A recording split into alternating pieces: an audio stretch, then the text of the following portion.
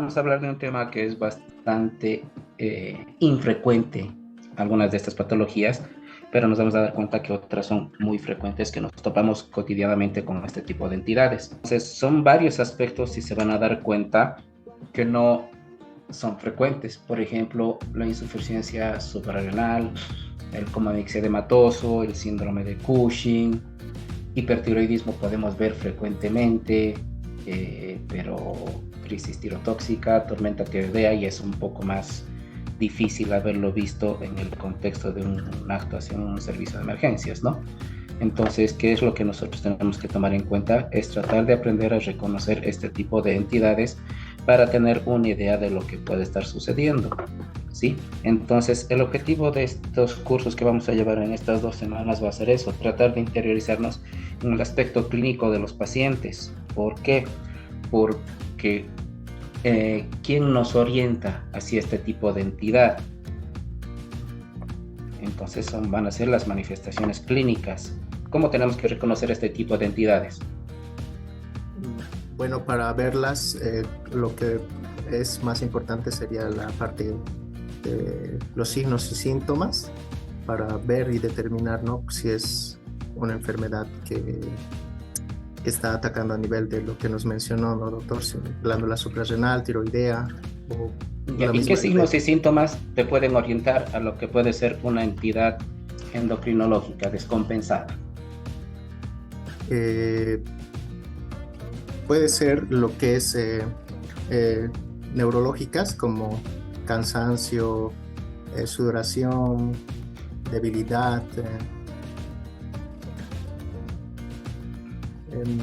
esos tipos de signos que podemos ver, ¿no, doctor?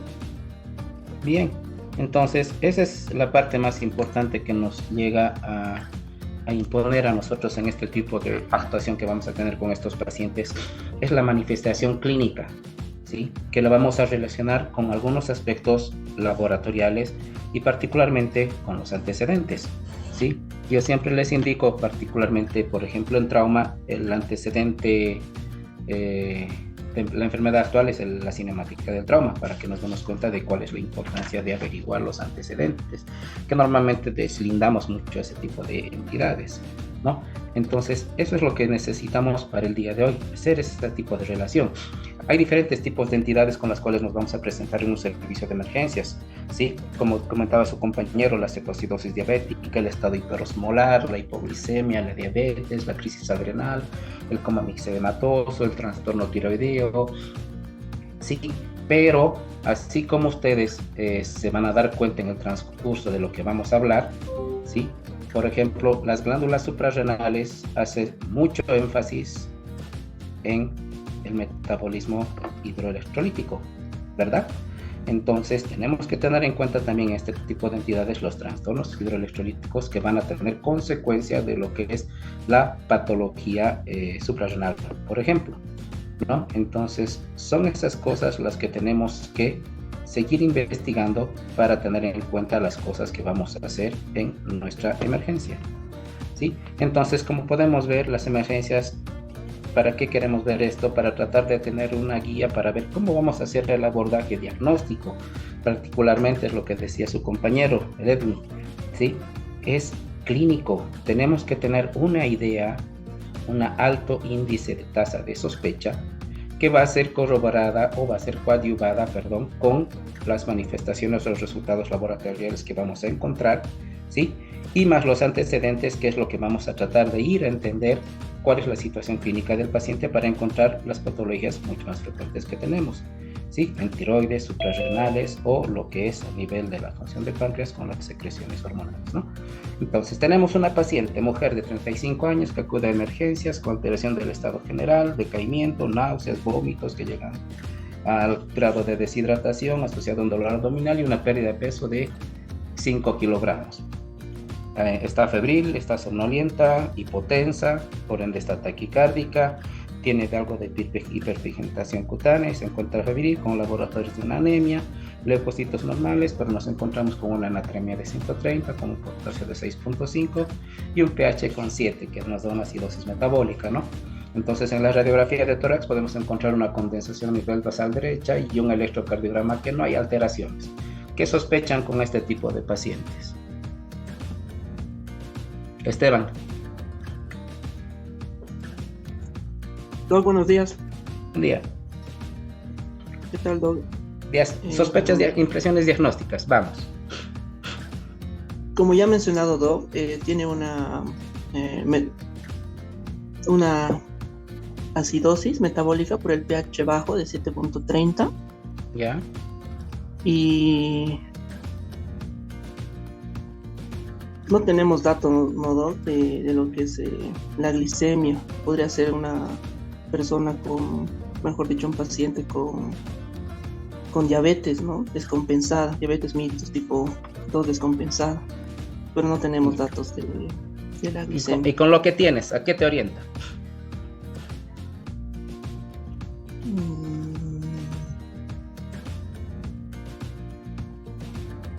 Pigmentación cutánea. Ahí tienes como unos 3 diagnósticos. Sodio, potasio.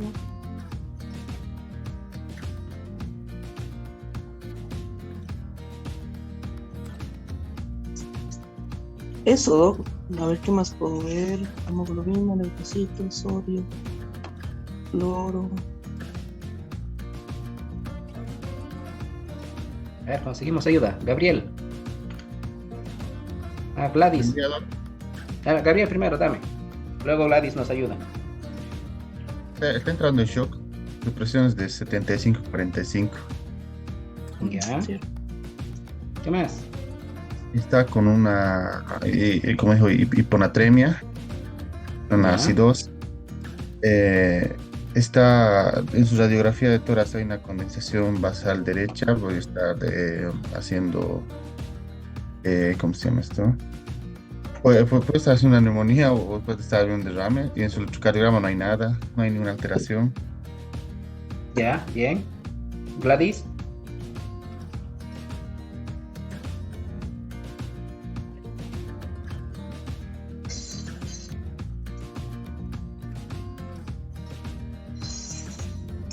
Gladys.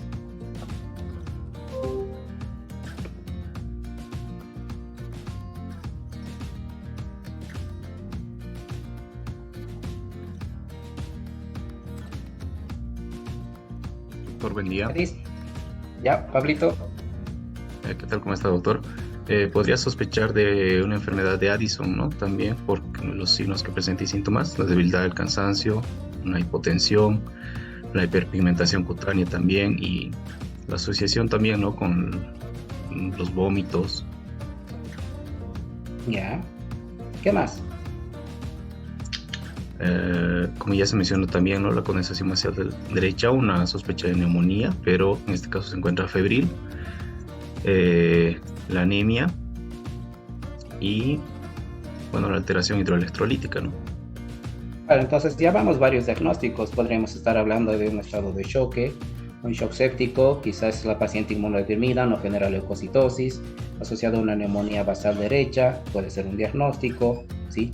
No tengo una función renal, pero tengo 6.5 de potasio, por algo voy a tener 6.5 de potasio, puede que sea una insuficiencia renal crónica agudizada, que está asociada a lo que es un derrame pleural, una neumonía o un derrame paraneumónico, asociado a un trastorno hidroelectrolítico de tipo hiponatremia, que puede ser sintomática. ¿Por qué? Porque tiene estado de conciencia alterada, sí, pero con 130 es muy poco perceptible, su trastorno hipercalémico, ¿no? Hipoanemia, ¿verdad?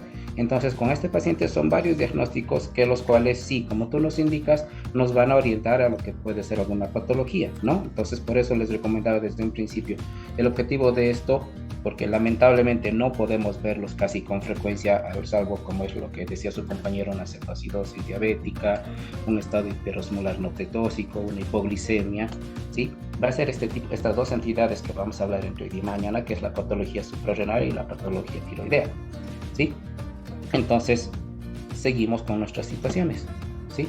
Entonces, ¿qué es lo que vamos a seguir hablando? ¿Sí? De la insuficiencia renal o una crisis suprarrenal, ¿sí? Entonces, que va a ser caracterizada por la incapacidad de secretar esteroides por un fracaso súbito de lo que es la corteza suprarrenal. Entonces, va a estar afectada en una forma primaria, secundaria o terciaria también, ¿no? Dependiendo dónde esté el tipo de lesión. Puede ser a nivel de la corteza, a nivel de la hipófisis o a nivel del hipotálamo, ¿no? Entonces, cualquiera de las tres entidades, para entender esto, siempre se habla de lo que es el eje hipotálamo hipoficiario adrenal o suprarrenal, ¿no? Que tiene un circuito de retroalimentación bastante importante en base a la secreción hormonal, ¿sí? Entonces, nos damos cuenta que dentro de lo que es este tipo de situación, el eje hipotálamo hipoficiario, todo nuestro organismo se encuentra en coordinación y en un balance, en una homeostasis, manteniendo un ciclo normal de funcionamiento, ¿no? Entonces, si nos damos cuenta con la diapositiva, que es bastante interesante, hablamos de lo que es la función renal, ¿sí? De desarrollo de caracteres sexuales, ¿sí? De reproducción, ¿sí? De regulación hormonal a nivel de tiroides.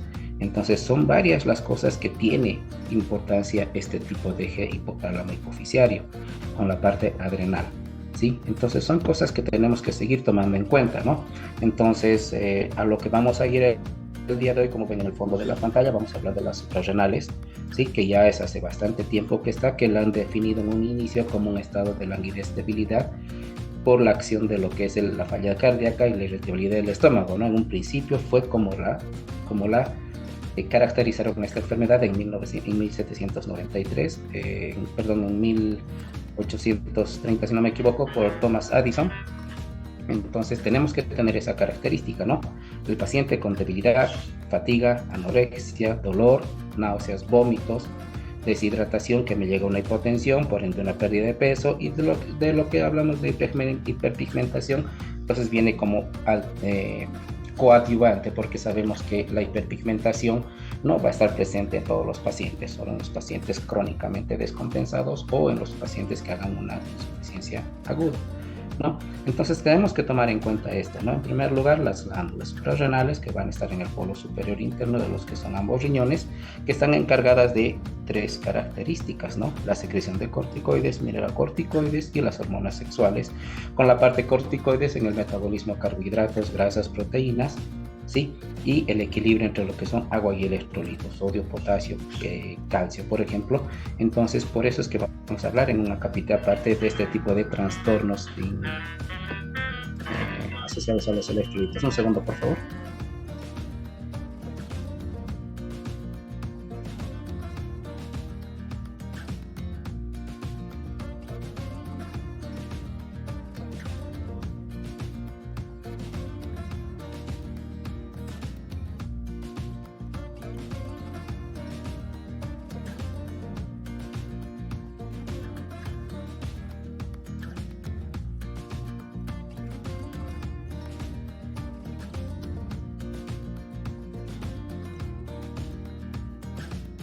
¿No? Entonces tenemos este tipo de situaciones que nosotros vamos a seguir controlando y van a tener repercusión con esto de nuestros electrolitos, ¿sí? Volviendo al tema, disculpen.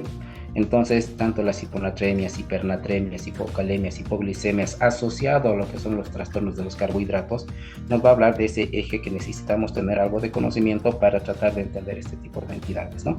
Los mineralocorticoides con la secreción de aldosterona, que va a mantener lo que es la relación del líquido también, y una cantidad estable de algunos electrolitos, y las hormonas sexuales con el desarrollo de caracteres sexuales, ¿sí? Entonces son cosas que tenemos que tomar en cuenta, ¿no? La secreción de la parte de la médula con secreción de adrenalina, noradrenalina, que como nosotros conocemos tienen una respuesta de estrés con vasoconstricción, aumenta la actividad cardíaca, pero también nos va a dilatar las pupilas, ¿no?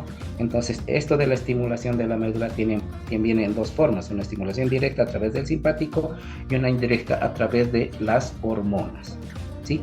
Entonces, una es a través de la parte neurológica, que lo hace a través de los ganglios aórticos a nivel de la corteza, que va a tener su efecto a nivel de la corteza suprarrenal, de la médula suprarrenal, perdón, con la secreción de noradrenalina y adrenalina, ¿no? Para lo que es el control sistémico, si nos damos cuenta, corazón, hemodinámico, respiratorio, ¿sí? Con la parte de la función de lo que es la glucosa, el glucógeno, por ejemplo, y aparte va a tener una secreción hormonal, ¿no? Ahora, la parte de la corteza que va a ser caracterizada por 3 zonas particularmente, la glomerular, fascicular y reticular, ¿no? Que cada uno va a tener su propio tipo de secreciones, ¿no? Entonces vemos que la zona reticular va a estar caracterizada por la dehidroepiandrosterona y la formación de androsterona como para que sea lo que es el crecimiento y desarrollo de caracteres sexuales, ¿no?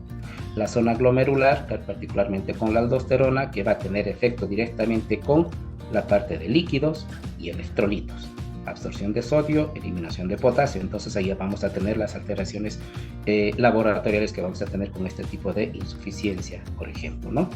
Y la parte de la zona fasciculada, que es la parte del medio, con lo que es la secreción de cortisol, con lo que es el aumento de la producción de glucosa, la lipólisis, la lipogénesis, ¿sí? Que también va a intervenir en el crecimiento y en el metabolismo de la fijación del calcio. Entonces, si se dan cuenta, todo lo que es hipotálamo hipofisario va a tener una acción y una repercusión entre lo que es la función o el mantenimiento de nuestros electrolitos, incluido el calcio, el fósforo y el magnesio, ¿no?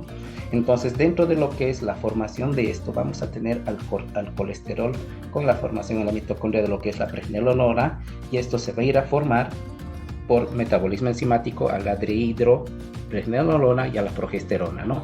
Y la dehidropregnenolona se va a ir a dehidroepiandrosterona, y con la formación de los esteroides sexuales, la androsterona y la estrona, para lo que es la producción de testosterona y estradiol. Y la progesterona se va a ir a lo que es el metabolismo de lo que es, y la producción, perdón, de lo que es el cortisol y la aldosterona, ¿sí? Entonces tenemos esas características. La materia prima siempre va a ser el colesterol, ¿sí? Entonces, dentro de lo que es la corteza vamos a tener los mineralocorticoides y los glucocorticoides. Los mineralocorticoides, el ente principal va a ser la aldosterona, ¿sí? Y dentro de los corticoides, el cortisol, ¿no? Entonces, ambos ya sabemos qué es lo que van a hacer efecto, ¿no? La aldosterona con los líquidos, el aumento de la absorción de sodio y extracción de potasio, ¿sí?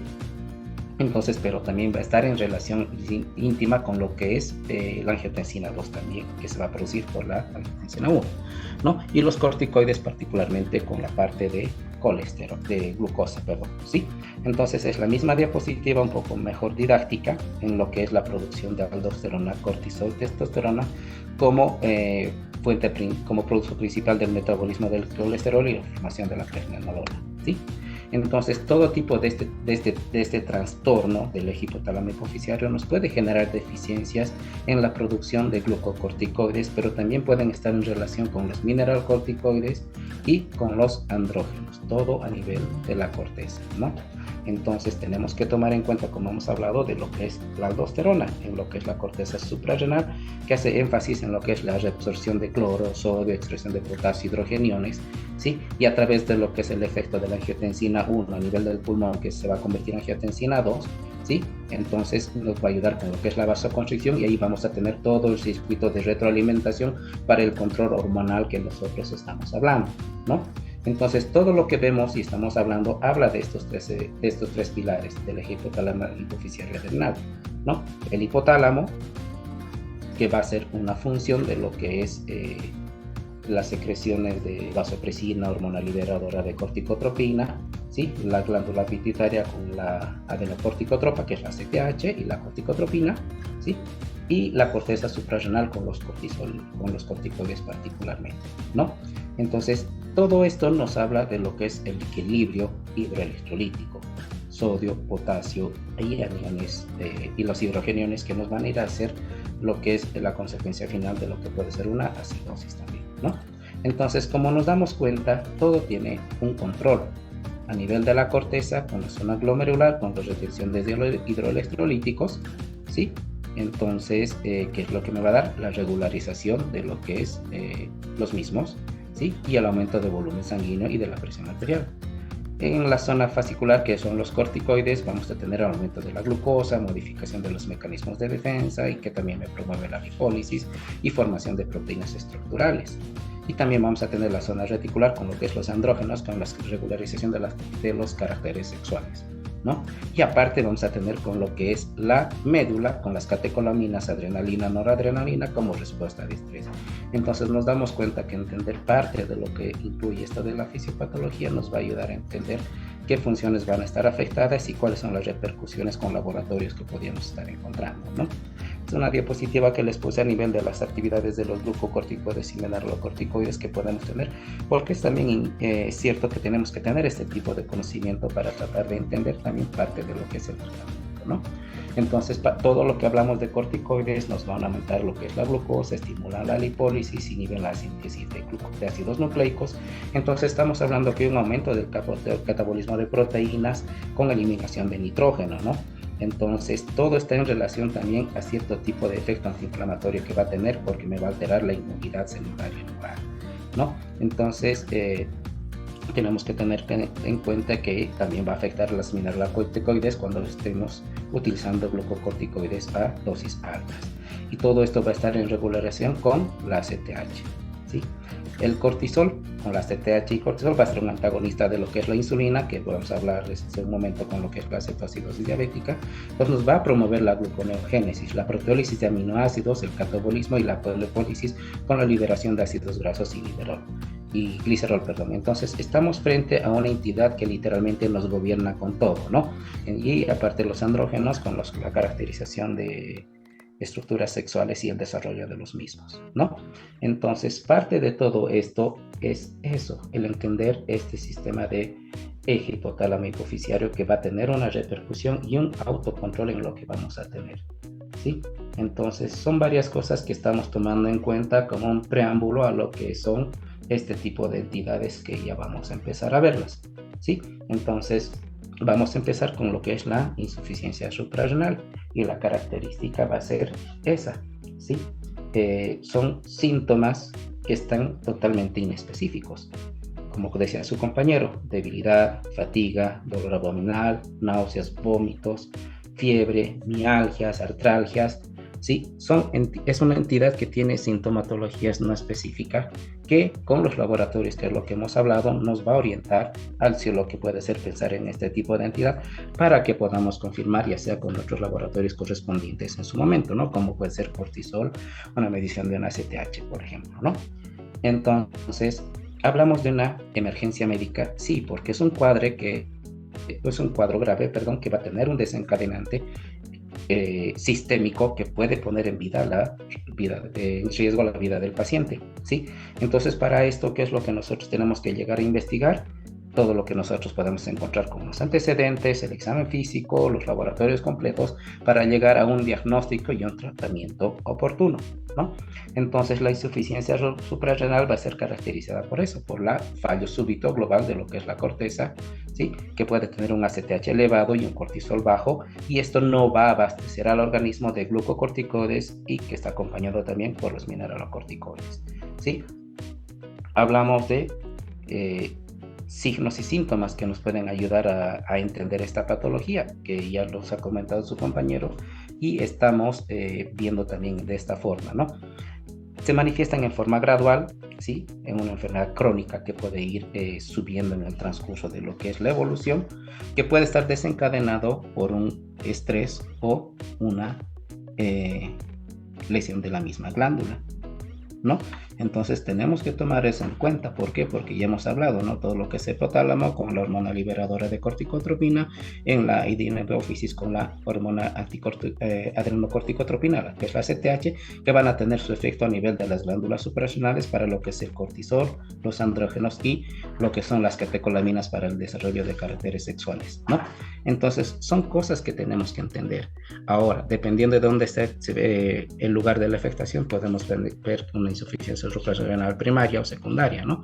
Que hay ciertas cosas que nos pueden hacer orientar a este tipo de diferenciación, ¿no? Como es la hipercalemia, la hiponatremia, la acidosis metabólica, la hiperpigmentación en la insuficiencia suprarrenal primaria, a diferencia de la secundaria, ¿sí? Que no vamos a tener una hiponatremia dilucional y puede no haber una hipercalemia, ¿no? Entonces, el diagnóstico comienza siempre con la presentación del cuadro clínico. No tenemos que olvidar esta parte, sí, asociado a lo que es el estado confirmatorio con algunos de los laboratorios que vamos a seguir orientándoles, ¿no?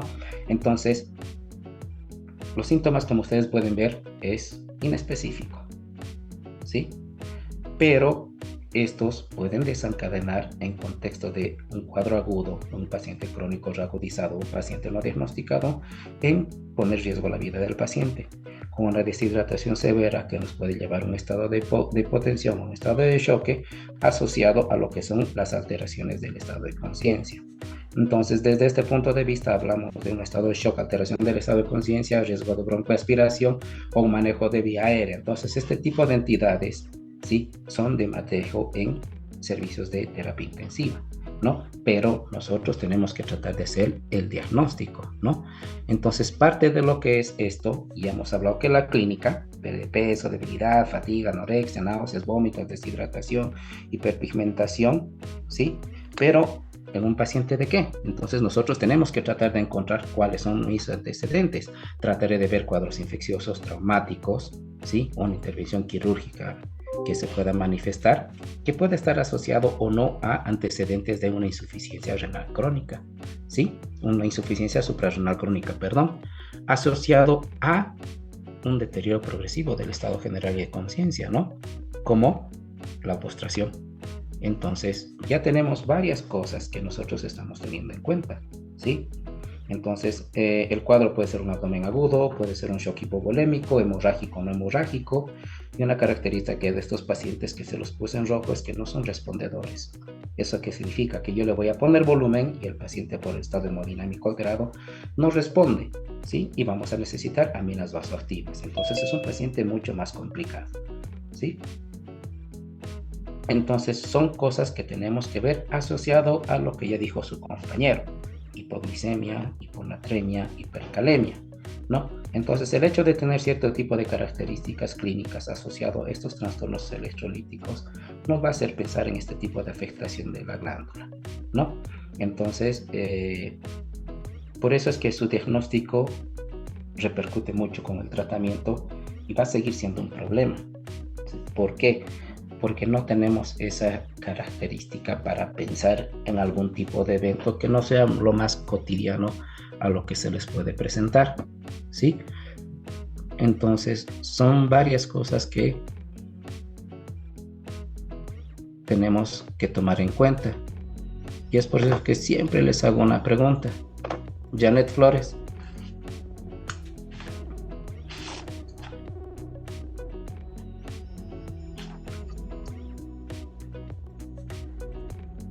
Janet, ¿estás ahí?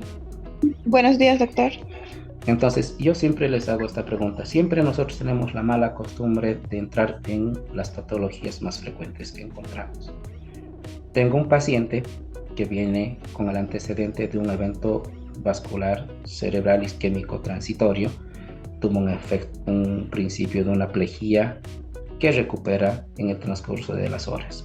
Viene a nuestra emergencia, ¿sí?, ya sin un foco neurológico, y nosotros pensamos en un evento vascular cerebral. Le hacemos una tomografía de cráneo y no hay nada, no hay signos indirectos de evento vascular cerebral.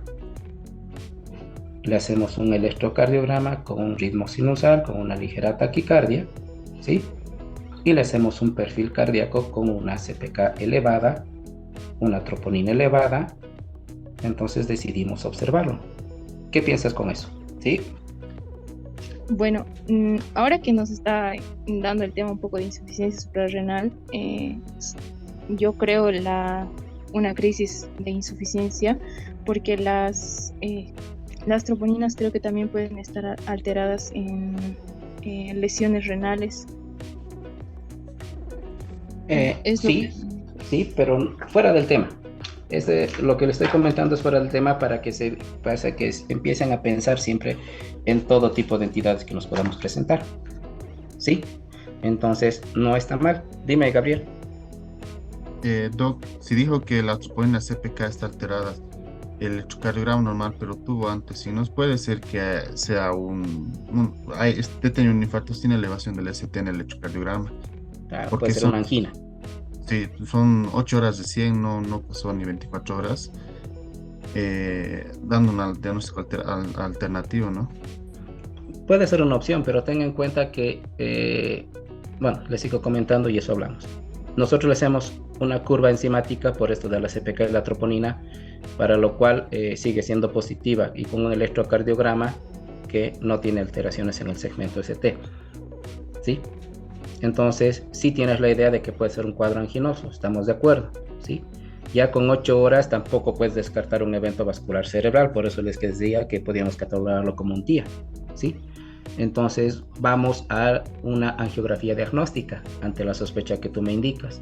Y la angiografía diagnóstica me indica que no tiene nada. No hay lesiones de vasos, no hay espasmo, no hay nada. ¿Sí?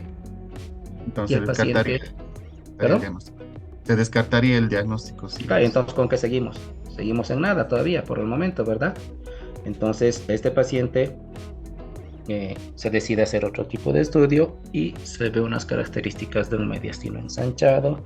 El paciente altera el estado de conciencia, requiere ventilación mecánica, se hipotensa, bradicardiza y se hace un estudio tomográfico. ¿Sí? En un momento se le hizo un cerebro y un tórax abdomen, ¿sí? Y lo que salta fue el diagnóstico de certeza que tenía este paciente, ¿sí? Que era un síndrome aórtico, que se ha disecado su aorta desde la raíz, ¿no? Entonces a eso me voy, ¿sí? Nos vamos siempre a eso, un evento vascular cerebral, un evento cardiológico, pero quizás haya otras cosas que tenemos que tomar en cuenta, ¿no? Y ese paciente que les digo es un paciente real, ¿no? Entonces lo podemos traspolar a esto, ¿no? Hay un sinfín de pacientes que vienen con sintomatologías poco comunes, ¿sí? Perdón, con sintomatología muy inespecífica, ¿sí? Que con laboratorios nosotros tenemos que orientarnos para tratar de ver hasta dónde vamos a llegar o tratar de tener una mejor impresión diagnóstica para ofertar un buen tratamiento a nuestros pacientes, ¿no? Entonces, por eso se los ponía este caso. ¿Por qué? Porque tenemos que ver este tipo de situaciones, ¿sí?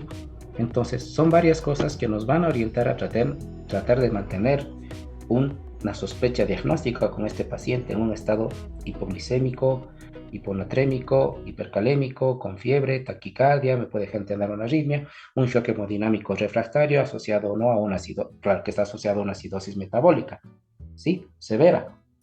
Entonces, hablamos de un estado de emergencia en este tipo de pacientes.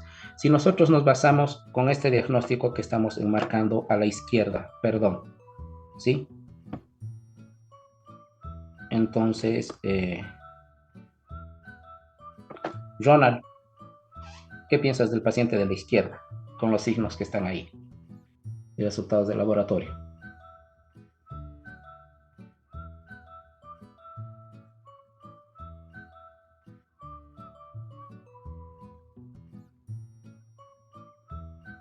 ¿El manejo, doctor, o el diagnóstico?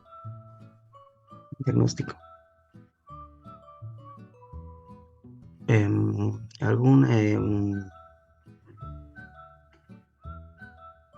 ¿Alguna alteración electrolítica, doc? Pensaría una afectación de la glándula suprarrenal, pero un diagnóstico claro no estoy seguro, doc. No, pues no te da, ¿no ve? Tienes varios diagnósticos, un estado de shock que puede ser secundario a un proceso infeccioso, o si nos vamos al capítulo que llevamos, a una insuficiencia adrenal o una crisis aditisoniana. Puedes tener una hipoglicemia en un paciente diabético con mal control metabólico, ¿sí? Puedes tener una hiponatremia, no estamos hablando de la edad, puede estar con un grado de deshidratación severo, o un paciente con una insuficiencia cardíaca congestiva descompensada, o un paciente hepatópata, por los cuales la característica es la hiponatremia dilucional, pero en contexto de hiponatremia tenemos que ver si es aguda, no es aguda, es crónica, es aguda, no es crónica. Tienes una hipercalemia que tampoco tenemos una función renal, que puede ser por falla renal aguda, un criterio de diálisis. Tu shock hemodinámico en contexto séptico por esta con fiebre, taquicardia y una FA que no esté diagnosticada. Entonces nos damos cuenta que sí tenemos que hacer varias cosas ante un paciente que se torna de características críticas, ¿no? Entonces, para seguir viendo esto, tendré que ponerle un gran acceso vascular, ¿sí?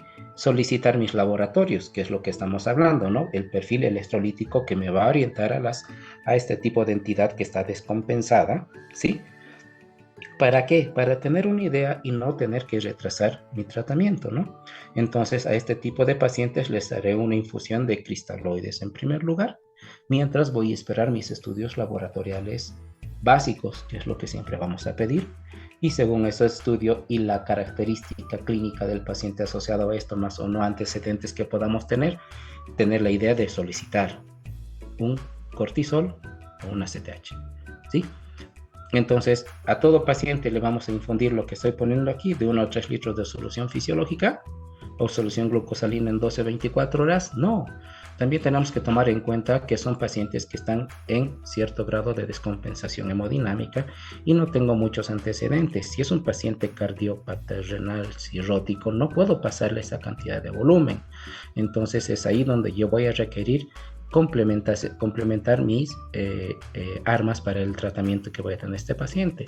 Tendré que medir una vena cava para ver el índice de colapsabilidad del mismo. Tendré que poner un acceso vascular central en su momento, tener una medición quizás algo arcaico de lo que es una medición de la periodo venosa central, mantener un estado hemodinámico controlado, una hipotensión permisiva, eso significa que pueda tener una presión adecuada para mantener lo que es una perfusión neurológica, cerebral, renal. Entonces eso me voy a dar cuenta con el ritmo diurético que voy a tener. ¿Para qué? Porque si yo le paso cualquier tipo de volumen, ¿sí?, a un paciente, si le pasamos a ciegas, ¿sí?, puedo llegar a encharcarlo y a tener una necesidad muy abrupta de un manejo de vía aérea, ¿no? Y en última instancia hacer el tratamiento con corticoides, que es lo que vamos a hablar en un rato más, ¿no? Entonces se dan cuenta la característica clínica. Si nos podemos a pensar cuántas veces hemos visto algún tipo de paciente en estado hemodinámico refractario, que lo quizás dejamos como un shock refractario, le metemos antibióticos, vemos algunos trastornos electrolíticos que lo asociamos a otro tipo de entidades y no tenemos la característica de pensar en este tipo de entidad, que la pasamos sobredimensionada y no la podemos catalogar quizás. Entonces, en una impresión diagnóstica, crisis adicional, insuficiencia suprarrenal a descartar, pedimos laboratorios complementarios para confirmar diagnóstico, ¿no? Entonces, esa es la característica que nosotros tenemos que tener en la emergencia, ¿no? Entonces, hablaremos quizás en su momento una insuficiencia suprarrenal crónica que va a estar en un paciente ya con diagnóstico, que va a estar caracterizada por un proceso séptico, traumático o una cirugía, ¿sí? O también puede estar asociado a una suspensión brusca de terapia con corticoides, o puede estar asociado a un cuadro séptico, ¿sí? Entonces, yo tendré que ver en estos pacientes crónicos si es que había un tratamiento previo. Entonces, ver si ha habido una reducción gradual de las dosis, ¿sí?, si hay una corticoterapia a una dosis fisiológica, o también si voy a encontrar un síndrome de abstinencia por una supresión adrenal, ¿no? Entonces, son varias cosas que sigo teniendo en cuenta en el contexto de esta entidad. Ahora, en pacientes con insuficiencia suprarrenal aguda, ¿sí?, entonces yo tengo que ver desencadenantes, ¿sí? Hablamos de infecciones, cirugía, tuberculosis. La tuberculosis más que todo ha sido asociado con esto de la afectación suprarrenal en pacientes con SIDA, ¿sí?, y en pacientes particularmente con citomegalovirus, ¿no? Entonces hay diferentes tipos de entidades que podemos tratar de entender, ¿no? Tanto infecciones, quizás una atrofia idiopática, o hemorragias a nivel de las glándulas suprarrenales, ¿sí? O en pacientes que hayan sido nefrectomizados o por algún tipo de trauma también. Entonces, son cosas que nosotros tenemos que entender, ¿sí?, para tratar de investigar, para tratar de entender este tipo de cuadros, ¿sí? Ahora, con tratamientos con corticoides también elevados, ¿sí?, o la suspensión o reducción brusca, que me van a generar una insuficiencia suprarrenal porque va a haber una supresión del eje hipotálamo hipofisario adrenal, o va a haber una reactivación de la enfermedad de base, o va a haber un síndrome de deprivación. Entonces, son varias cosas que nosotros tenemos que entender, y la particularidad que tenemos que entender es eso, que es la insuficiencia suprarrenal, ¿sí?, que es la no capacidad de secreción de este tipo de hormonas secundaria o una afectación tanto de la glándula o que va a afectar el eje hipotálamo hipofisario, ¿sí? Entonces, eso es lo que nosotros tenemos que entender, ¿sí? Entonces, vamos a seguir hablando de lo que hemos hablado en un principio, por deficiencia de mineralocorticoides. Hablamos que eso que está en íntima relación con estos dos electrolitos, la reabsorción de sodio y la excreción de potasio. Entonces, si va a haber deficiencia en lo que es esta secreción de mineralocorticoides, ¿sí?, entonces voy a tener mayor excreción de sodio, no voy a poder disminuir la excreción de potasio, entonces mi paciente va a estar con hiponatremia, hipercalemia, ¿sí? Y como va a haber una desregularización entre los electrolitos y el agua, mi paciente entonces va a ser deshidratado, va a estar en un estado hipertónico su plasma y por eso me va a generar en contexto de hipovolemia, hipotensión y una acidosis metabólica por mala perfusión. A diferencia de lo que son los corticoides, ¿sí? Que me va a aumentar la sensibilidad de lo que es la insulina, entonces, ¿qué es lo que me va a generar? La ausencia del cortisol, y esto, a nivel de lo que son las proteínas, me va a disminuir las reservas hepáticas de glucógeno también, una debilidad por una disfunción neuromuscular, entonces, también, como es un contexto grande, no voy a poder generar proteínas, que es lo que estamos hablando, la resistencia a infecciones y otros tipos de estrés también va a estar disminuida, ¿sí? Entonces nos damos cuenta que esto de las glándulas suprarrenales sigue siendo una entidad patológica que no estamos llevándola a un servicio o a una actividad diaria en una emergencia o quizás en las consultas, como ustedes gusten, porque no las pensamos, ¿sí? Quizás estamos esperando de encontrar un paciente con esas características más la hiperpigmentación, que es el ejemplo que les puse, para pensar en este tipo de entidad, en una crisis suprarrenal, ¿no? Entonces son varias cosas que tenemos que tomar en cuenta. Ya les decía en un principio, ver la afectación, ¿dónde está? Puede ser primaria, secundaria, terciaria. Entonces, ¿dónde estará afectado? A nivel de la corteza, en la hipófisis, en el hipotálamo. Entonces, si es a nivel de la corteza, vamos a ver lo que hemos hablado. Infecciones, traumas, hemorragias, atrofia quizás. Si es secundaria, una afección en la glándula hipófisis, alteración de la secreción de corticotropina, puede ser incluso traumático, una extirpación quirúrgica, ¿sí? O no hay una respuesta de las glándulas suprarrenales, que hemos dicho que tiene una retroalimentación para tratar de mantener un efecto y una acción. O puede ser terciaria con trastornos del hipotálamo, que va a estar alterada la síntesis de hormona liberadora de corticotropina. Entonces no va a haber cortisol, ¿no? Entonces son varias cosas que nos orientan hacia lo que es la patología. Si es primaria, puede ser por hemorragia en un paciente anticoagulado, por ejemplo, un paciente con trauma. Puede ser destrucción de la misma glándula, como se puede ver con el uso del ketoconazol y los aminoglucósidos, o puede ser inducción enzimática secundario a ciertos tipos de medicamentos anticomiciales. O puede ser secundaria, ¿sí? Una insuficiencia suprarrenal secundaria en lo que es inhibición de la síntesis de corticotropina o la hormona liberadora de ACTH, o puede ser una resistencia por bloqueo de los receptores. Hay que tomar en cuenta también este tipo de situación, ¿sí? Son transportados por receptores, como les voy a indicar en un momento, ¿sí? Y el aumento o la baja de producción de estos receptores también va a tener una manifestación, ¿sí? O el uso de algunos antidepresivos o antipsicóticos que me pueden inhibir la transcripción y la producción de esto, ¿no? Entonces hablamos de lo que es una insuficiencia suprarrenal primaria, secundaria, terciaria, en base a dónde puede estar la afección de la glándula que se tiene. Es la misma diapositiva, ¿sí?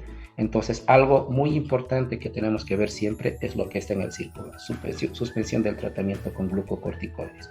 Es algo que es muy importante. Y eso es lo que les recomiendo siempre. Igual en trauma, ver los antecedentes y lo que es la enfermedad actual asociado a lo que es una cinemática, ¿no? Entonces, nunca nos olvidemos de esto, los antecedentes patológicos familiares que pueda tener, ¿sí? Para pensar hacia dónde voy a dirigir, una insuficiencia suprarrenal, una reactivación de la enfermedad de base o un síndrome de deprivación, ¿no? Entonces, ¿cuándo yo voy a pensar que hay una crisis suprarrenal en un servicio de emergencias? Hemos hablado, pérdida de peso, debilidad, fatiga, anorexia, ¿sí? Asociado a algunas alteraciones de mis parámetros laboratoriales, ¿sí? O asociado a un cuadro previo de una insuficiencia suprarrenal o a una suspensión brusca de un tratamiento con corticoide prolongado, ¿no? Entonces nos vamos dando cuenta que hay varias cosas que tenemos que hacer, pero siempre asociar antecedentes, clínica y laboratorios para tener una sospecha y tratar de confirmarla o refutarla con nuestros laboratorios, ¿sí? Entonces, nos damos cuenta que si vamos a llegar a esta crisis adenosional o una insuficiencia suprarrenal aguda, las manifestaciones clínicas son totalmente variables, en mayor o en progresión hasta una mayor alteración del mismo, y en función de lo que es la gravedad del paciente, el pronóstico también va a estar inmerso en el mismo, ¿no? Entonces, por eso la pongo la hiperpigmentación cutánea al último. ¿Por qué? Porque no va a ser patognomónica ni exclusiva de lo que es esta enfermedad, que va a estar en relación a lo que es la ACTH y los melanocitos, ¿sí? Entonces, hay cosas, como les decía hace un momento atrás, que me pueden orientar a que si puede ser primaria o secundaria. Entre las más características ha sido la hipercalemia que les he puesto, la hiperpigmentación, que no va a haber que no va a ser casi nada presente en lo que es una insuficiencia adrenal secundaria o terciaria, ¿sí? Y esto de las alteraciones de enfermedades autoinmunes, ¿no? Entonces, para eso nos indica todo esto. Hacer esto que estamos haciendo, esta diapositiva, ¿sí? Es la emergencia médica. ¿Por qué? Porque va a haber shock, hipotensión. Si el paciente está con shock y hipotensión, me va a desencadenar una falla renal porque el estado intravascular va a estar totalmente depresionado. Y ahora eso también me va a generar también una hipercalemia. Y como base ya voy a tener la hiponatremia, la acidosis, la insuficiencia circulatoria aguda, ¿sí? En el contexto de una falla absoluta relativa de glucocorticoides y mineralocorticoides. Entonces yo voy a tener que ir a buscar también mis antecedentes: enfermedades granulomatosas, atrofia idiopática, infección por citomegalovirus, que les dije hace un momento, un paciente con SIDA que está asociado a tuberculosis, el uso de fenitoína, rifampicina, ketoconazol, antidepresivos, ¿sí? Entonces es muy importante tratar de entender este tipo de manifestaciones para tratar de llegar a una sospecha clínica, ¿sí? Entonces yo tengo que ver eso, mis antecedentes, glucocorticoides, que me va a inhibir el eje de ACTH, ¿sí? Incluso que se puede estar manifestado hasta por un año atrás, ¿no? Entonces yo voy a seguir viendo mis características. Si voy a pensar en una insuficiencia adrenal primaria, que es la Addison, puede ser una enfermedad autoinmune, puede ser una hemorragia, atrofia, tratamiento de reposición, radioterapia o farmacológico, fenobarbital, rifampicina, heparina, ketoconazol.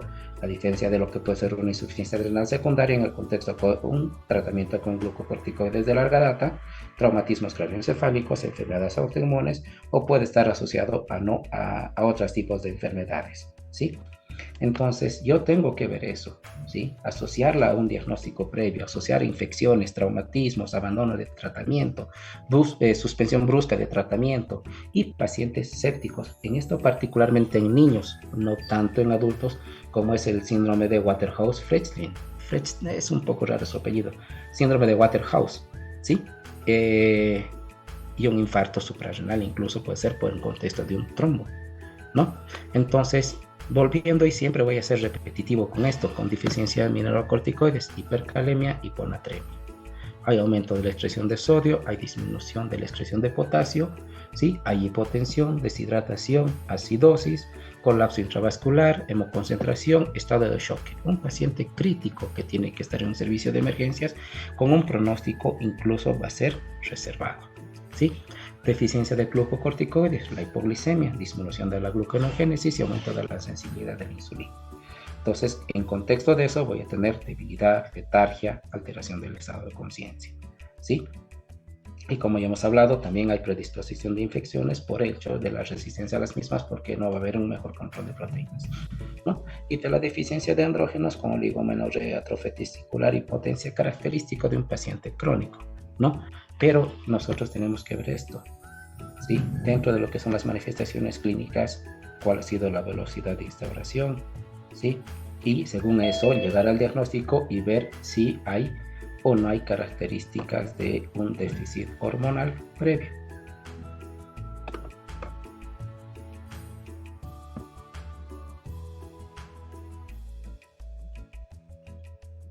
¿Ya?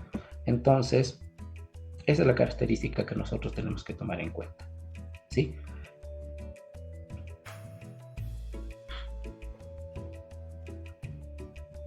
Eso, sí. Ahora, con esta característica del paciente, ¿qué le harían ustedes? Bueno, por el shock hipovolémico primero hay que estabilizarlo, ¿no? Hay que ponerle las dos vías, pasarle soluciones. ¿Qué soluciones? Yo empezaría Rigelactato. Después, ¿qué más? Pero estaba viendo una duda porque está hipoglicémico y está con shock hipovolémico. Sí. Y en un shock hipovolémico no podríamos pasarle azúcar, pero está con hipoglicemia, entonces ahí estaba mi controversia de si podríamos pasarle a este paciente que está choqueado y hipoglicémico pasarle azúcar más. No, sí, le puedes pasar, pero le pasas en soluciones hipertónicas a bajas, altas concentraciones a bajo volumen. Sabemos que la dextrosa no es un líquido para hacer expansiones volumétricas, Exacto. ¿verdad? Entonces sí hay que hacer la corrección con soluciones concentradas. ¿Qué más Una le hacen? solución. Ah, ya. Claro, puedes utilizar rescates con 10 o al 50% en bolos. No vas a hacer una infusión, está claro eso, ¿no? Ah, ya, perfecto.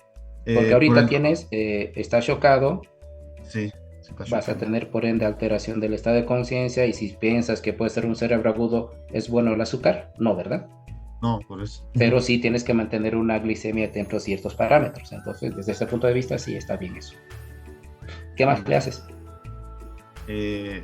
Después de estabilizar primero su shock hipovolémico, que por el dolor abdominal podría estar teniendo un abdomen agudo, realizar una ecografía posterior, pero a estabilizarlo. Claro, sabemos que un paciente, el único lugar que viene inestable, ¿dónde se va a dirigir? O es a quirófano o es a terapia. No hay otro Exacto. lugar donde se pueda ir, ¿no? No hay estudios. ¿Qué más?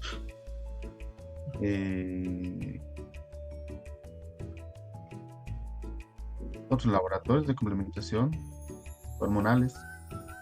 No, antes de eso, estamos atendiendo ahorita a este paciente. Anemia, fiebre. Bueno, sí, lo que dijo mi compañero, también algunos antieméticos para bajar la fiebre, pero algo más importante, no. A ver, vamos, Nair. ¿Qué apoyas? Bueno, primeramente yo creo que evitar las pérdidas, como bien decían mis compañeros, los antieméticos, una metoclopramida y la hipoglicemia, como bien nos mencionó, darle una ampollita de dextrosa Ya. o pasarle una carga. Y también lo de la hipotensión, doctor, como no le vamos a poder pasar, yo creo que tanto volumen muy rápido, entonces lo ideal sería iniciarle aminas. Ya, otra opción. Bien. Esteban, Tenía una duda, doctor. dime. En estos pacientes, si hay aumento o sea, hay una hiperpotasemia, ¿se puede administrar diuréticos para eliminar este potasio? Porque nos puede hacer una parada cardíaca por la hiperpotasemia. ¿Y cómo podrías ver eso? Con un electrocardiograma. 1 y 2.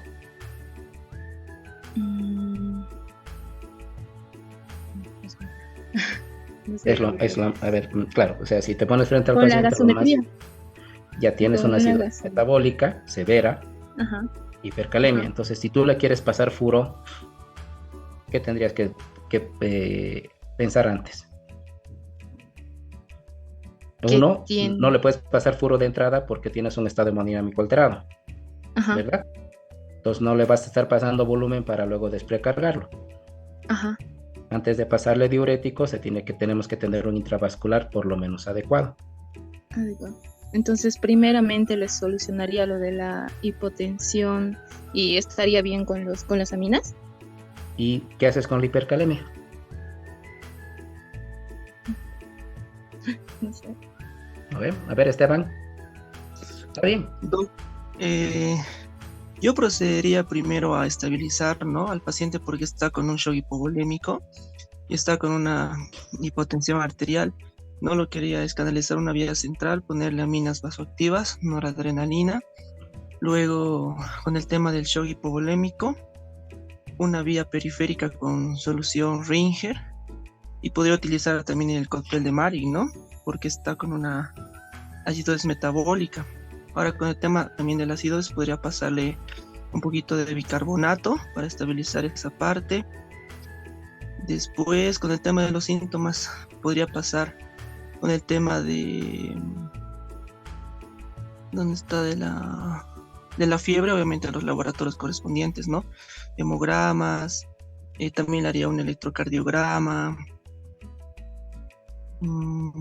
Eso sería lo principal, ¿no? Ya, a ver, Bruna, ¿con qué más apoyas? Doc, buen día. Bueno, aportando lo que dijo mi compañero, yo quería preguntarle si sería bueno pasarle hidrocortisona 200 miligramos ¿En contexto de qué? para la hipotensión, perdón, para la hipoglicemia que tiene y para la hipotensión. Sería más bien contraindicado eso. Ya, ¿Qué le ya. quieres pasar? Sí, porque vi que la hidrocortisona sube la presión. Claro, desde el punto de vista de un estado shock refractario, ¿sí?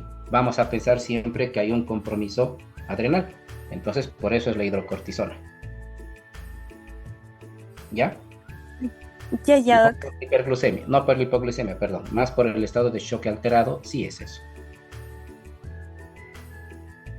Ya, perfecto, gracias. Ya, y ahora, ¿quién más? ¿Nadie más? Esteban y Bruna siguen con sus manos arriba.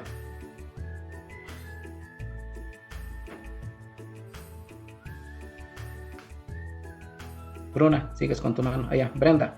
¿Brenda? Sí, Brenda. Doc. ¿Qué tal? Perdón, un lapsus mío. No problema. Primero hacer el ABCD como una vía aérea permeable, colocar, como está en un shock hipovolémico y si el paciente está inconsciente, pues colocar una vía aérea permeable y después posteriormente colocar oxígeno. Estamos frente a un shock hipovolémico, así que es lo mejor colocar de 2 vías, como dijeron mis compañeros, 2 vías periféricas y la infusión de Ringer lactato en gran a chorro.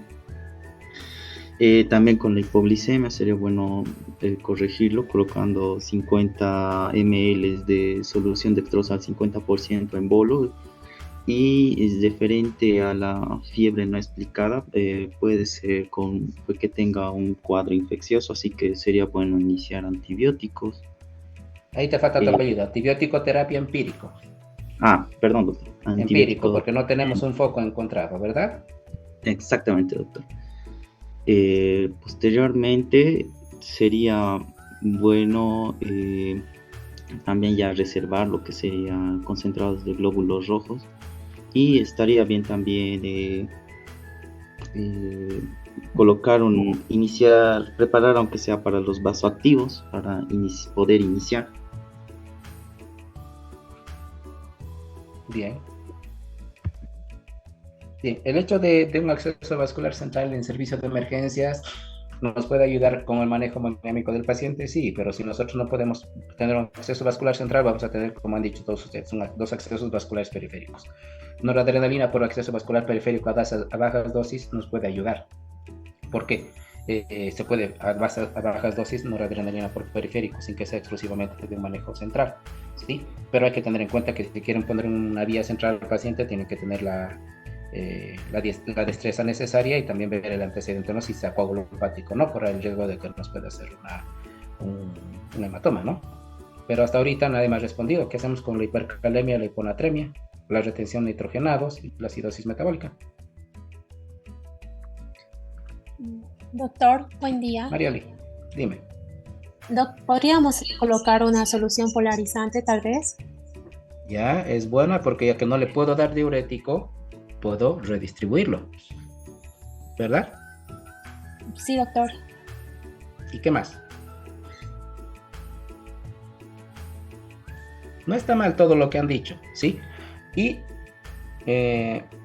manejo quizás de una vía central, manejo de la vía aérea, una sonda nasogástrica, evitar el reflujo, el vómito, la broncoaspiración. Pablo.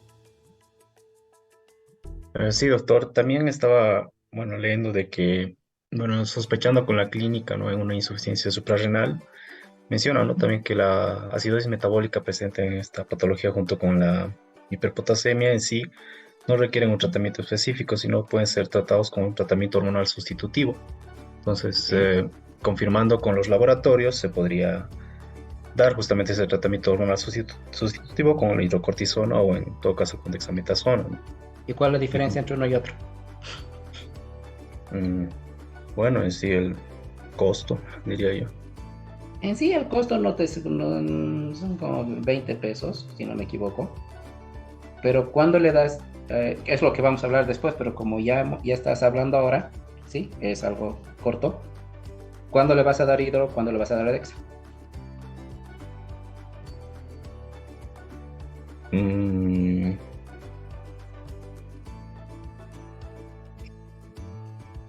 No está mal tu respuesta, eso queda claro. No sabría decirle, Doc, la verdad.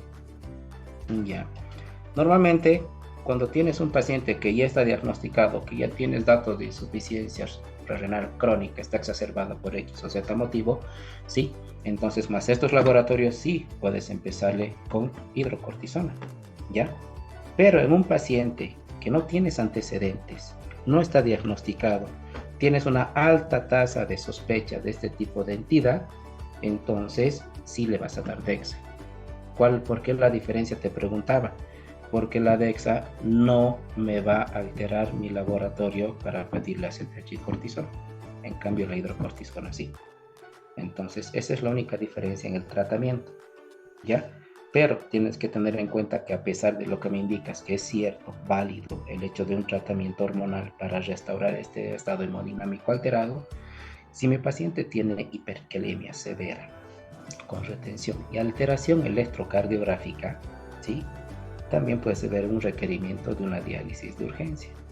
Entonces sí puedes hacer una corrección o una redistribución de potasio por el hecho de la probabilidad, sí, porque sabemos que no hay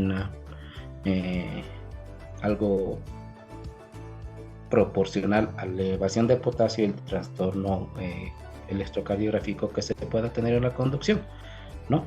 Hemos visto pacientes con 7 de potasio que no han hecho ensanchamiento de QRS o elevación del ST, pero hemos visto pacientes con 5, 8, 6, 2 que sí lo han hecho, ¿no? Entonces puedes ver una opción de empezar a redistribuirlo mientras haces el efecto de lo que estamos hablando con el tratamiento que me indicas, ¿verdad? Entonces, si se han dado cuenta, son varias cosas que se tienen que hacer en un paciente chocado, ¿sí? Con una sospecha, ¿sí?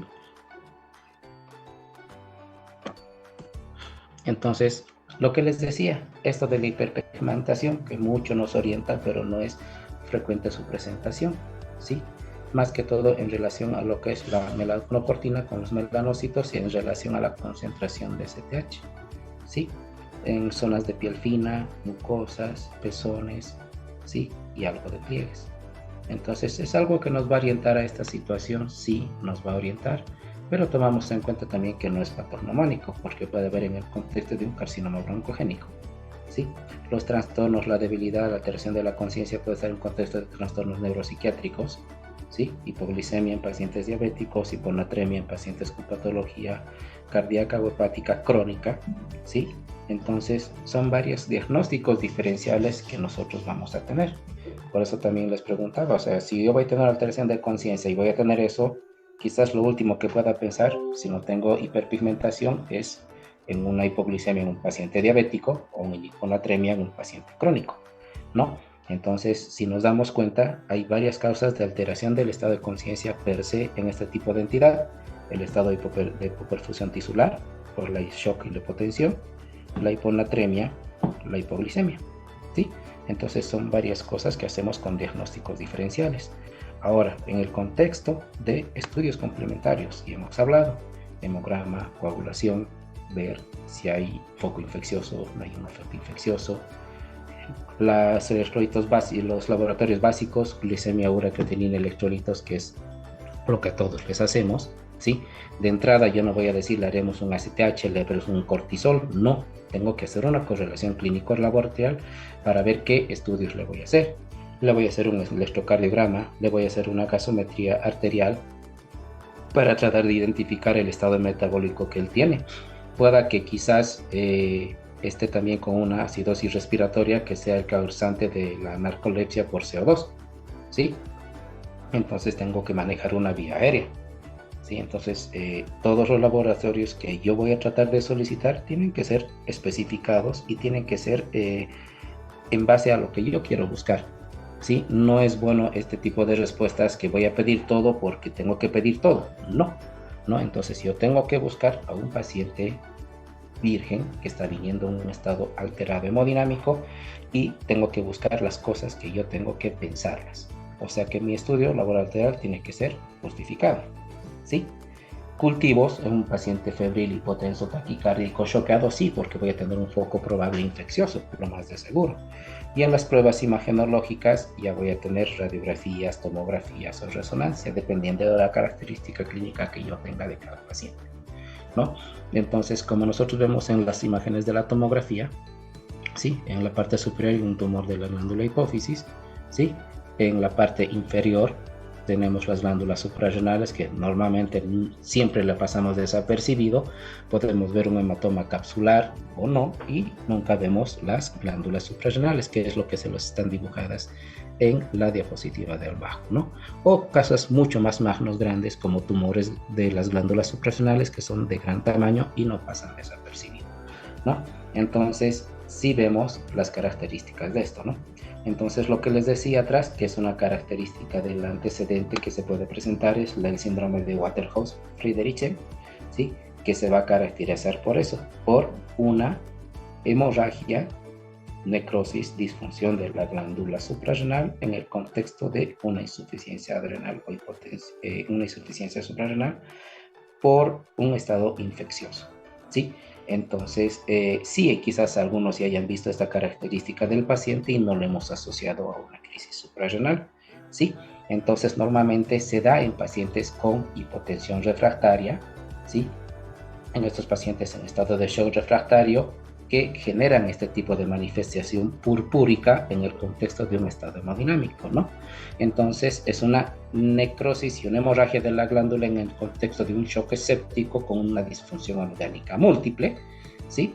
Que ha sido diagnosticada ya hace bastantes años en pacientes con antecedentes de inmunosupresión, asplénicos o pacientes que tienen la asplenia y no tienen la profilaxis de neumo, meningo o hemófilos. Entonces se ha visto que está mucho más frecuentemente asociado a Streptococcus, Streptococcus pneumoniae, Staphylococcus aureus, Neisseria, Haemophilus, Klebsiella, Mycobacterium tuberculosis, incluso Escherichia coli. Es mucho más frecuente en niños, pero también se ve en el contexto de un cuadro infeccioso. Entonces, la disfunción de la glándula suprarrenal esta vez va a ser en contexto de un proceso infeccioso de características refractarias, ¿sí? Que es ese aspecto de piel moretona, un paciente ya que estaba reticulado en progresión de lo que es una enfermedad, ¿sí? Entonces, seguimos. El diagnóstico, ¿sí? Es eminentemente clínico, ¿sí? Asociado a mis pruebas laboratoriales. Entonces, con todo esto yo ya voy a tratar de encontrar algunas características que me ayuden a confirmar este tipo de entidad. Entonces ya veré mi cortisol y mi STH como estudios laboratoriales para ver cómo va a ser diagnosticado mi paciente, ¿sí? Entonces, sabemos que la emergencia no es un lugar donde se hacen muchos estudios, entonces muchas de las veces es estabilizarlo al paciente, pasarlo a la unidad de cuidados intensivos o pasarlo a unas salas de internaciones y ahí sigue todos los estudios. Entonces, no es que estamos diciendo que el trabajo de la emergencia es venir a estabilizar y olvidarnos del paciente, no. Es tratar de dar todas las herramientas para que llegue a un diagnóstico y a una terapéutica que nos pueda ayudar a esto, ¿no? Entonces, dentro de los laboratorios, es lo que hemos dicho, pedimos la parte de coagulación, los electrolitos, el hemograma, ver un foco infeccioso y ya al día siguiente pedir el cortisol entre las 8 y las 9 de la mañana con un pico máximo de 0,3 microgramos por decilitro. Ese es el diagnóstico que nosotros vamos a tener junto con el STH, ¿no? Entonces, historia clínica minuciosa, antecedentes, factores desencadenantes, asociado a mis estudios laboratoriales, hipoglicemia, hiponatremia, hipercalemia, utilizar mi cortisol sérico y las pruebas de confirmación que nosotros podamos realizar, ya sea con la prueba de ACTH, que es una dosis de 250 microgramos intravenoso o endomuscular, y medir el cortisol a los 30 y a los 60 minutos, ¿sí? Lo que les decía, también nosotros vamos a tener proteínas transportadoras de cortisol, que eso es lo que vamos a tener bastante, ¿sí? Entonces, hay un poco de cortisol libre. Dentro del cortisol total está unido a las proteínas transportadoras. Hay cortisol libre y hay cortisol unido a la albúmina. Entonces, nosotros tenemos que ver esto, ¿sí? Si hay disminución de la síntesis de proteína transportadora, entonces voy a ver pacientes con hipotiroidismo, pacientes sépticos, enfermedades hepáticas, ¿sí? Hay aumento de la pérdida de proteínas transportadoras en un síndrome nefrótico, o hay un aumento de la síntesis de proteínas transportadoras, como son pacientes con anticonceptivos orales, el embarazo o el hipertiroidismo. Entonces vemos aquí y nos encontramos con otra gran relación de glándulas suprarrenales con tiroides, ¿no? Entonces el hecho de entender que todo paciente puede estar cursando con dos entidades patológicas al mismo tiempo es una probabilidad. Entonces, a todo paciente, tanto con trastorno tiroideo descompensado o trastorno suprarrenal, quizás tengamos que ver según las características clínicas, claro, nuevamente aclaro, la probabilidad de pedir estudios de función de tiroides o suprarrenales, indistintamente cuál de los dos casos estemos presenciando, ¿no? Entonces, dentro del diagnóstico, hablamos del cortisol salival, que es menos de 0.18 microgramos, ¿sí? Que nos va a indicar insuficiencia suprarrenal, ¿sí? O el cortisol matutino, que aquí después es menos de 0.5, pues 0.3 también, que nos van a indicar insuficiencia renal. La prueba de la hipoglucemia insulínica, más que todo ante la sospecha de insuficiencia suprarrenal secundaria, ¿sí? Es en base a la tolerancia a la insulina. Se investiga, con esto vamos a investigar la integridad del eje hipotálamo suprarrenal, ¿sí? Entonces se administra de 0,10 a 0,15 unidades internacionales por kilo de insulina para inducir la hipoglucemia, ¿sí? Entonces, si nos va a producir una hipoglucemia sintomática, el eje hipotálamo hipofisario va a estar conservado, ¿no?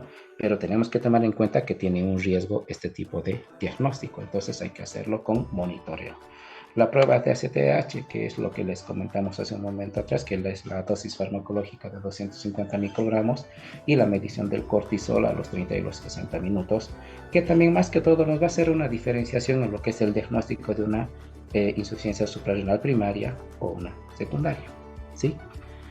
La prueba de la hormona liberadora de ACTH evalúa más que todo las reservas de ACTH y más que todo nos ayuda a distinguir la insuficiencia suprarrenal secundaria de la terciaria, en la cual en la secundaria no hay una respuesta al ACTH o es muy escasa, ¿sí? La medición del cortisol tras la administración de ACTH, y hay una respuesta muy exagerada en caso de una insuficiencia suprarrenal terciaria, ¿no?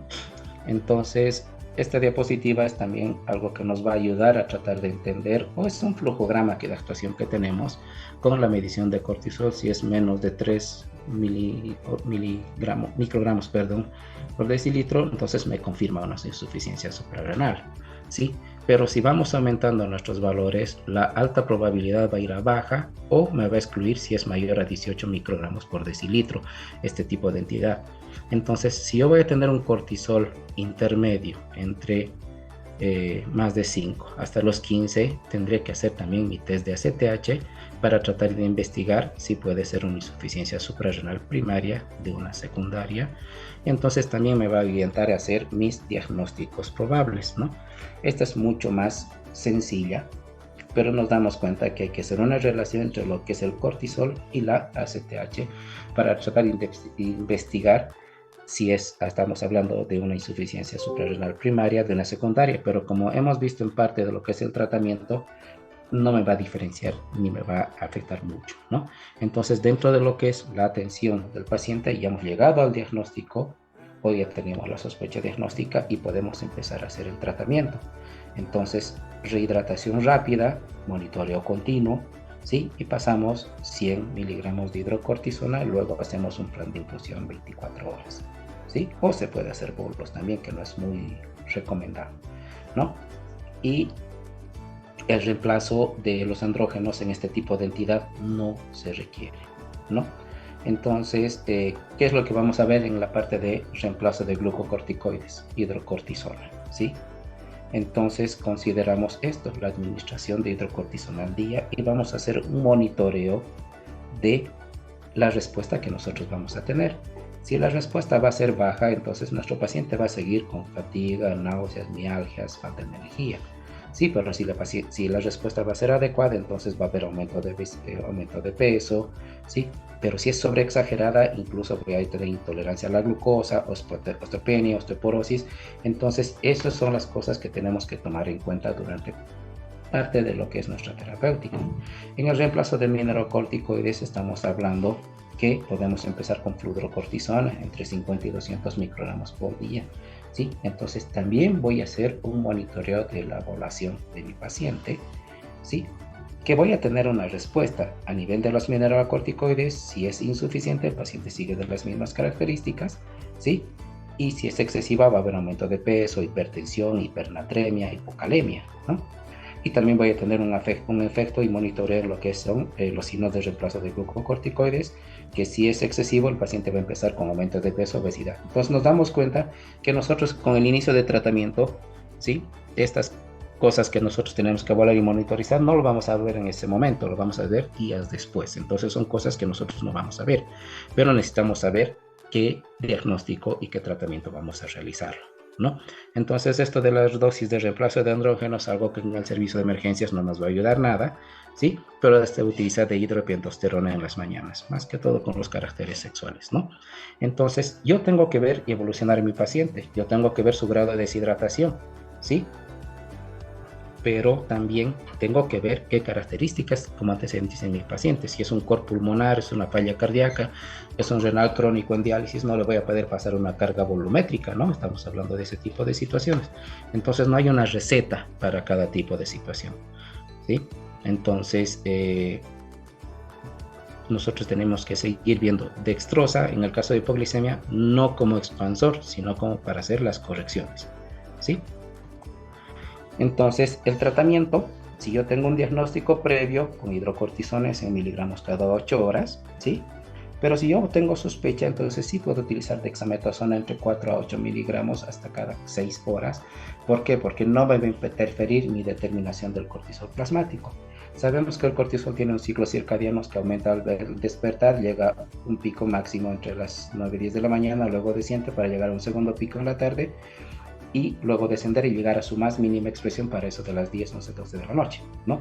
Entonces, yo tengo que tomar eso en cuenta. Entonces, el mejor lugar para hacer el cortisol siempre va a ser el matutino, dentro de lo que es la hora de lo que uno ha despertado, ¿no? Entonces, dentro de lo que es mis manejos de emergencia, que es lo que ustedes han comentado, establecer un exceso vascular, ¿sí? Central, periférico, ya determina el paciente y la destreza que tenga cada personal que está atendiendo al paciente. Los laboratorios como los electrolitos, ¿sí? Siempre hay que tener en cuenta el potasio con los trastornos que vamos a tener en lo que es la conducción cardíaca, y las pruebas confirmatorias de cortisol o ACTH. La infusión de dextrosa, ¿sí? Ya hemos hablado en qué situación, o preferible solamente son reposiciones o hipertónicas, mayor concentración, menor volumen, y las soluciones de ringelatato fisiológico, ¿no? Estamos hablando que también puede ser fisiológico en el contexto de la hiponatremia que va a tener nuestro paciente, ¿no? Entonces lo más importante es eso, el manejo de la hipoglucemia, el manejo de la hipovolemia, la administración de la medicación correctiva, que es lo que nosotros estamos viendo en lo que llamamos el tratamiento hormonal, y la monitorización de signos vitales. Les puse esta diapositiva de corazón-pulmón, ¿por qué? Porque siempre tengo que ver las características de mi paciente, si me va o no me va a responder a la característica del volumen o qué antecedente tiene para que mi paciente yo no le pueda encharcar. Entonces son cosas que nosotros tenemos que seguir, ¿no? Entonces ya después de haber estabilizado al paciente ya tendremos que ver la disminución gradual de las dosis de glucocorticoides para tener una dosis de mantenimiento durante unos 3 o 4 días más, y después ver la sustitución con fludrocortisona, ¿no? Entonces lo mismo con déficit de mineralocorticoides a las dosis de glucocorticoides. Entonces, ¿cuál es la idea de todo esto? El shock hemodinámico refractario, la hipoglicemia, hiponatremia, hipercalemia, fiebre, taquicardia, enzimas. No tengo que retrasar mi tratamiento. Entonces ya hemos hablado, cuando han comentado, si yo tengo la sospecha, ¿sí? Entonces en vez de pasarle hidro, le paso dexametasona, ¿sí? O si ya tiene diagnóstico, empiezo con hidro, porque después, si, así como decía su compañera, en contexto de un shock refractario, puedo tener este síndrome de